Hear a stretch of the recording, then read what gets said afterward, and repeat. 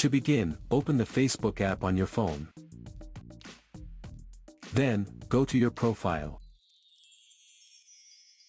Scroll down and tap on Friends. You can use the search bar to quickly find the person you want to restrict, or scroll through your friends list to locate them manually. Next, under their profile picture, tap on the Friends button.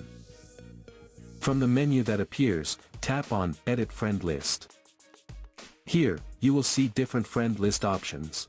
Simply tap on Restricted to select it. Finally, tap the Save button at the bottom.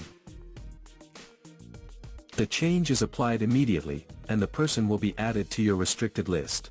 They will still remain your friend, but they will only be able to see your public posts and any posts you specifically tag them in. They will not be notified that you have restricted them. So that's how you can restrict someone on Facebook app.